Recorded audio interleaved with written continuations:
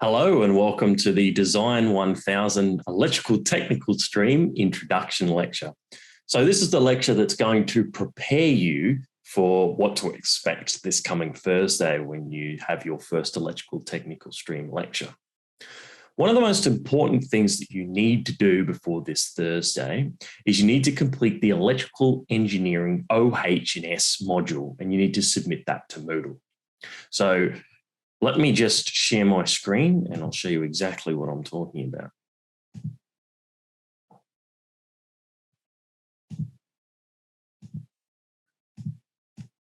So if we look at Moodle, what we can see just here is we've got the electrical technical stream. So firstly, you need to check that you have access to this section in Moodle. If you don't, it means you haven't actually been properly enrolled into the electrical technical stream. So you need to let me know and email me ASAP.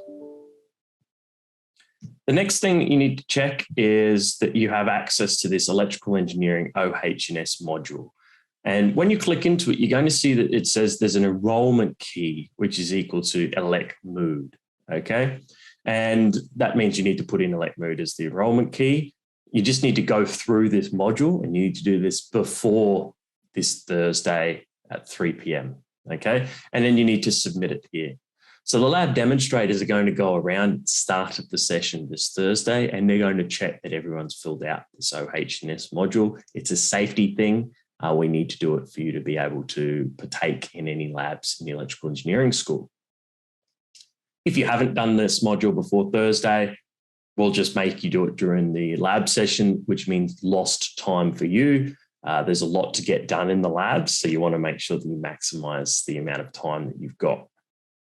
And the next thing I wanted to go through is the electrical technical stream announcements. So all important announcements for the electrical technical stream will actually be released via this tool.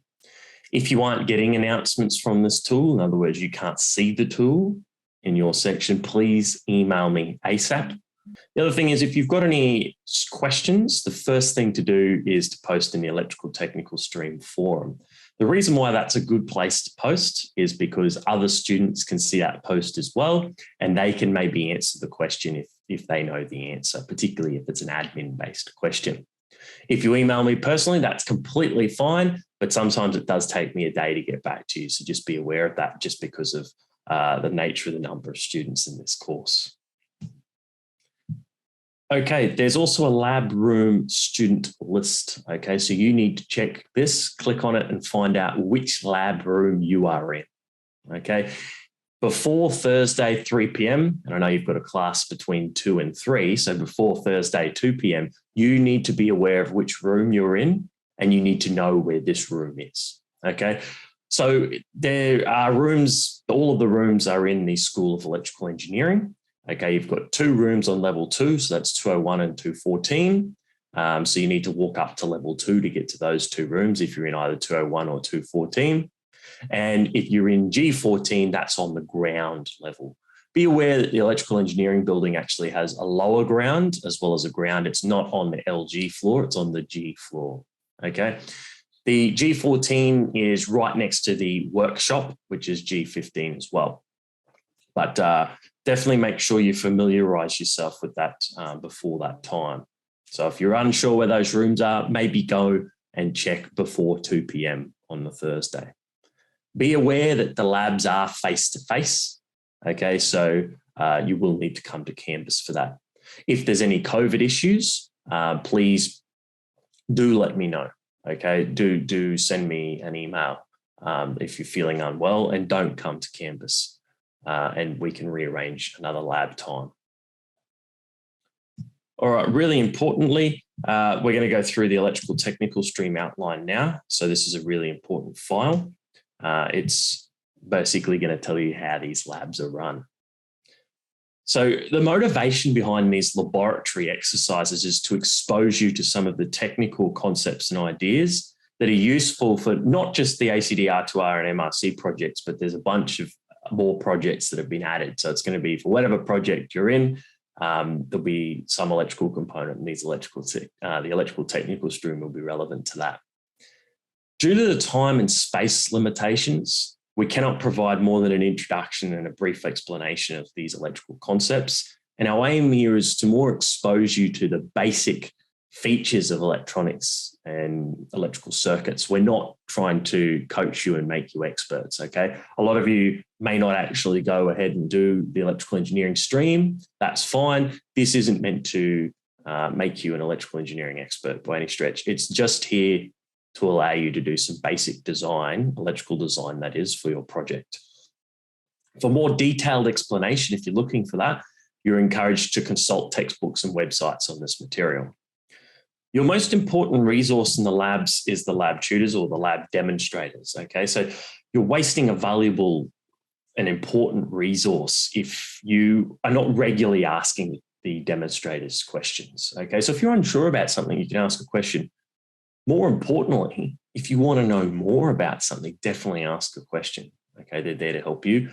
Be aware, however, that the demonstrators are pretty busy during these sessions, so you may have to wait a little while to get a question, to ask them that question. The second point is to emphasize to take accurate notes when you work through these exercises. Many of the things that you go through and see here are going to be useful for your design project, and you want to make sure that you can accurately repeat what you're doing here in the electrical technical stream labs in your design development work for your prototype, for your project.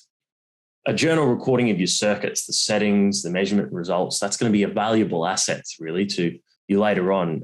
And it kind of should become a habit for you for whatever you do in your studies throughout engineering. The last thing you want to do is learn something electrical technical stream, forget it, and then get to the design project and then go, oh, how does this work? I can't remember. And then you spend time relearning it again. That's not very effective.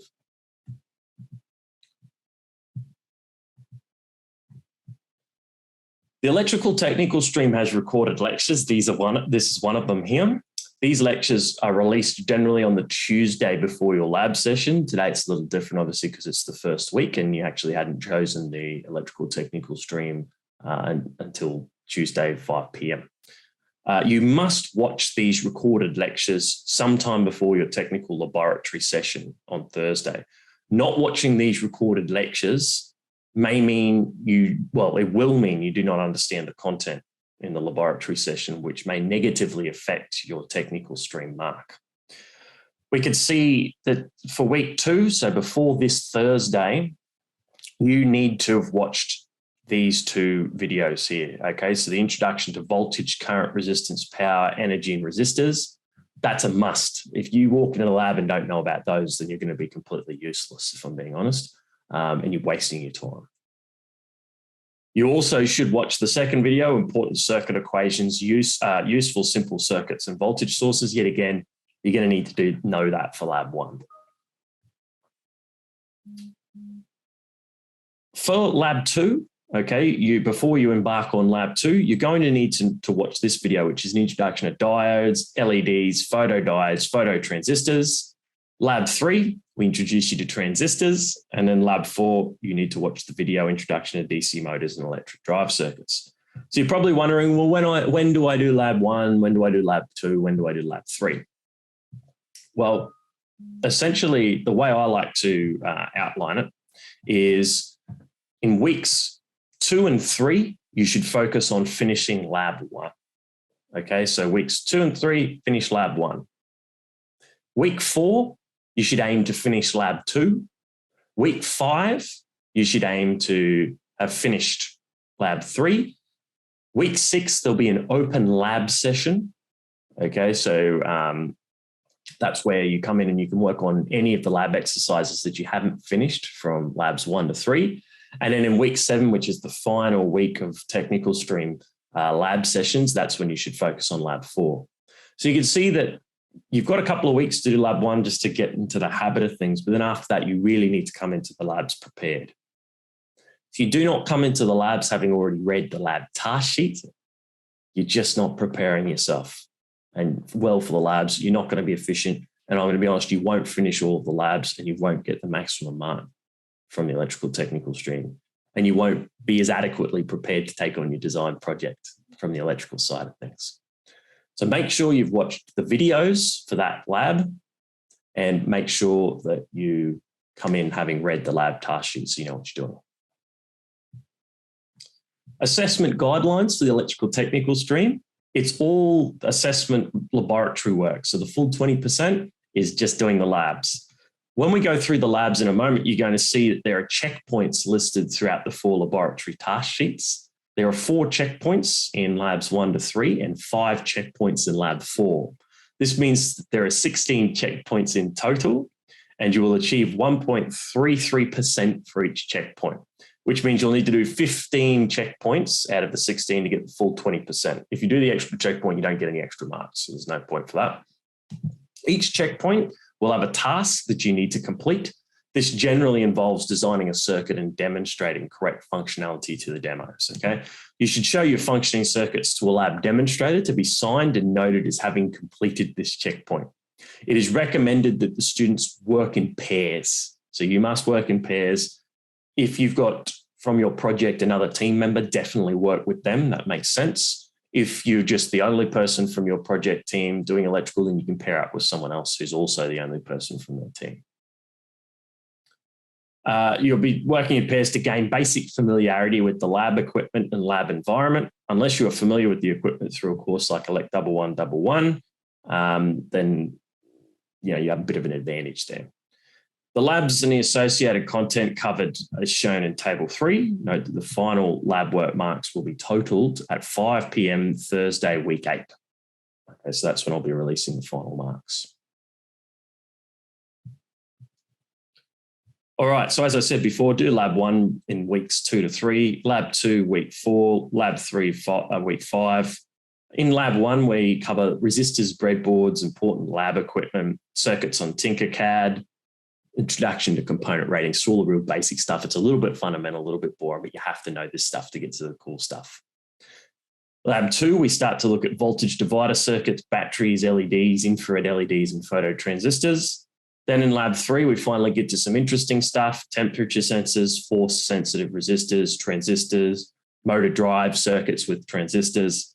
And then Lab 4, finally, we get to the voltage regulators. We go through DC motors, H-bridge motor drive circuits, servo motors, so you can lift things up and down like that, and ultrasonic distance sensors. So there's a fair bit to go through. And all of that's very relevant to the projects that you'll be working on. General guidelines for electronics. So your breadboard and the various electrical components that you use are quite delicate. So you need to make sure that your connections are firm. So when you're putting components into the breadboard, make sure you're putting them in firmly, not too firmly, such that you break the component. Particularly when you begin to work on larger, more complex circuits, there are many things that can go wrong. It is unrealistic to expect to connect all of the components together and expect them to immediately work. It is important that you incrementally test every component and connection as you build in your circuit. Only if every unit works can you expect the entire circuit to function properly. When debugging your circuit, bear this in mind and progressively check each component to verify that it is working as expected. And this is very important, it is in the correct orientation. Many components like resistors, it doesn't matter, they don't have an orientation. But when we get to things like transistors, voltage regulators, things like that, they do have important polarities, same as diodes and LEDs and things like that. You need to make sure you get that right or you could blow up the component. As I mentioned before, we need to complete the Electrical Engineering OHS module, and the enrollment key for this is Elect Mood. It's on Moodle, and you need to submit the certificate prior to being admitted to the laboratory in week 2. It is worth always emphasizing the importance of safe practices in electrical engineering laboratory. There are voltages in that room that if you are very careless, you can severely hurt yourself. Okay. To begin with, please note that the use of the EE&T laboratory facilities is conditional on adhering to the following rules. Obviously, you can't smoke in the laboratory or set off the fire alarm. You also cannot eat or drink in this laboratory. You could spill those things onto electrical equipment and damage them. Covered footwear must always be worn. If you turn up to the lab in flip-flops or open shoes, you won't be allowed in. Has to be in closed shoes. It's a safety thing. If you drop something on your foot with a pair of flip-flops or you get your toe wedged into something on the lab, that can really hurt. Okay, so must be in closed shoes. Otherwise, you just won't be allowed in. Bags and loose clothing must be stored under the benches. So if you've got coats, shouldn't be an issue because it's summer, but things like that and bags under the benches, don't leave them out because people will trip on them. And yet again, that's a big health and safety hazard. The most common form of accident in laboratories is tripping. So this rule is one of the most important ones in my mind. You may not, under any circumstances, wire your own project directly to the mains. I don't think anyone's going to do that anyhow, but the mains are those plugs that you've got at home that you plug your appliances into, those three-prong little outlets in the wall. Do not directly plug your circuit into that. You must use a DC power supply or some piece of equipment that's producing power, or a battery or something like that. If you plug it directly into the mains, you can accidentally electrocute yourself, and you could actually kill yourself from that point. So it's very important that you don't do that. For this subject, all designs to be powered either by batteries or by power supplies provided in the labs. Please report any equipment failures or unsafe mains cords to laboratory technical staff or one of the lab demos. This is very important. You must wear a face mask and you must maintain social distancing of 1.5 meters where possible. Okay? It's very important. Sometimes the social distancing when you're working with your partner is pretty tough. We just have to deal with that, but you have to wear a mask. In addition to the above safety guidelines, you should remember that the school's laboratories are a shared resource, so to be treated with care and respect. So make sure before you leave, turn off and unwire any equipment you've used. Don't leave it like a pigsty. It's unsafe, and it's also just rude for the next lot of people who are coming in. Put all equipment, leads and components away when you're finished with them, and store all lab stools under the benches.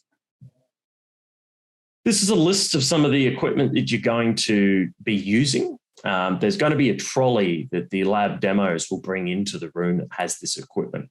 Okay, so there was already resistors and capacitors in the room in little trays you can get, but there's also these extra components that we bring in for the labs. It's really important that I highlight these components in this list here must be returned, in particular this DC motor here. Okay, in term one last year, a lot of teams stole the DC motors, unfortunately, for their projects. That is not allowed. These DC motors are the School of Electrical Engineering DC motors. You need to return them. At this point in time, it's a trust-based system, but if we continue to see that the electric motors are getting taken, unfortunately, what we'll have to do is move to a system where we record your name and take your student ID each time you take out a motor, which is very annoying. It costs extra time. It means that we have to close the lab 5 minutes early so we can go through that process of returning equipment. I don't want to do that. I'm going to trust everyone to make sure that you return these components here, okay, in particular the DC motor because it's expensive, back to the trolley when you're finished. So don't let me down. I'm sure everyone will return it. I've been nice about it. That's the lab sheet there. So make sure you've had a read of that, or you've understand that from what we've been through here. Coming back to the Moodle outline, the next thing that I wanted to go through is where the technical lectures are actually located on Moodle. So you're going to see if I click into the technical lectures part, these are the slides here. So if you want to have your own slides, be aware some of these slides are a bit different to the ones you go through in the lecture recordings. The reason for that is because I've removed some of the slides for the lecture recordings out just to make them more concise. So you can just skip through those slides here. And these are the lecture recordings. So you can see I've even annotated week 2, which ones you have to do them in. So these are the week 3 ones. And then the week 4. So yeah, just go through and watch these. Make sure you watch these. If these are the week 2 ones, means watch them before week 2 Thursday. The week 3 one, watch that before week 3 Thursday. Make sure that you do that. Otherwise, as I said before, you're just not giving yourself a good chance of getting through as many technical, electrical technical stream laboratory exercises as possible.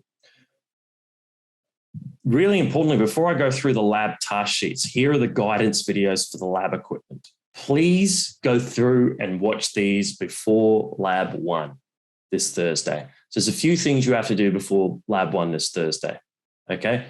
Do the OH&S module. safety course and submit it. Watch this video, obviously, watch the other 2 content videos, and then watch these guidance videos for lab equipment. That's going to make Lab 1 so easy for you. Lab 1 basically is just going through how to do the stuff in these videos.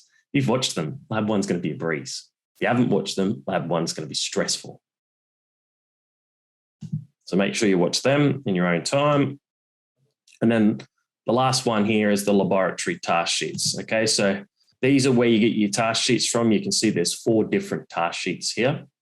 I'm going to let you read these in your own time. Essentially, I'm going to open up the first task sheet so you've got a bit of an understanding as to what they look like. So in the first one, we're going through resistors and breadboards. What you're going to see for the first checkpoint, what you're going to see is there's all this stuff here in black text. That's the stuff you need to read, and that's going to teach you important things, okay? For example, there's that diagram on how resistors work. Sorry, I've just had my light turn off. Just give us a moment. I've gone dark. There we go, I'm back again. And then you're going to get to these red boxes here. When you get to these red boxes, that's the checkpoints. That's the task that you need to do. Now, you need to read the stuff in the black text before that, but this is ultimately the thing you need to do. Once you've finished this exercise, so for example, task 1, recreate following circuits on your breadboard, have a lab demo mark you off. Once you've completed building the circuit, then you can contact the lab demonstrator, say, hey, I'm ready to get marked. They'll come off and mark you off. They won't be signing here. We don't do that anymore. They'll have an online spreadsheet that they record that you've finished that exercise, okay? Similarly, if we go down to this, there's a lot to read, but then you get to this exercise where you're measuring some voltages and currents, writing them in here, answering, make sure any of these boxes here, you put an answer in. So you need to answer this. Why might you want to measure voltages and currents in the circuit in your design project? That's important. And yet again, there's a checkpoint there to get marked off. And you can see another one here. Answer what do these things mean? And then just read through that. You'll see you have to measure these voltages, talk about that, and then get checked off. So if anyone's got any questions about the lab task sheets, don't worry too much because we're going to answer a lot of those questions this Thursday. Okay, so I won't go into a lot of detail about it, but essentially have a good read of the lab task sheet before you walk in so you know what you're doing. I cannot impress upon you that enough. One last thing, breadboards. We don't supply you with breadboards, okay? So you should get a breadboard from the electrical workshop. That's G15 for all those in the G14 room. It's right next door, and they cost $15. Now, you will need a breadboard to do the electrical technical stream. If you're doing electrical engineering, you're going to need a breadboard anyhow, so you should buy one. And they cost $15 each. Don't come to G15 at 3 o'clock and buy breadboards because there'll probably be a line of about 50 odd students buying them then, and you won't get into your lab on time. So make sure you buy your breadboard from wherever you're going to get it from. I'd recommend getting it from the G15, the school workshop, $15 each. Make sure you buy one before this Thursday, 3 p.m. So that's another important thing you've got to do is buy your breadboard. All right. That's pretty much, it for the electrical technical stream. So in summary, the things that you need to do, let me just stop sharing my screen so you can see me again. Really important things, complete the OHS module and then submit it to Moodle. Make sure you've watched both this video and the other 2 week 2 content videos to ensure that you're skilled up enough for Lab 1. Make sure you've read through the Lab 1 task sheet before coming in.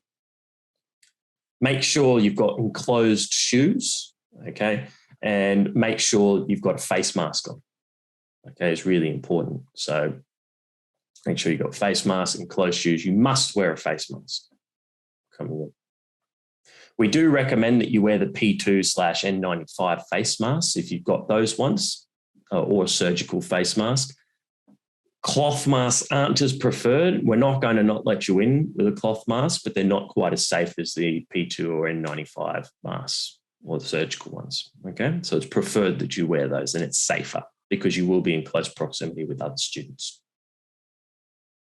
The other thing you need to do is pick up a breadboard from the G15 office and pay for that. $15, or get a breadboard. If you've already got one, and that's fine, you can bring your own in. But you need to do that before Thursday, 3 p.m. So don't come in at Thursday, 3 p.m. and buy that, because you'll be in a line for ages and you'll miss part of your lab. It is quite tight. There's a lot to get done in these lab sessions. You'll sit there thinking, oh, look, there's a 2-hour session this week and then 5 3-hour sessions. That's heaps to get through. Well, no, it goes quite quickly. The other thing is, make sure you're familiar with where the room is. Where is the electrical engineering building? Look up which room you're in before you come. That's on Moodle. And make sure that you're aware of, if I'm in 201, E201 or E214 or G14, where are those rooms? Okay. Anyway, that's all from me. So I'll see you. I'll be in the labs this coming Thursday. So I look forward to meeting you and look forward to working with you. And I'm sure you're going to have a great time doing the electrical technical stream. Bye for now.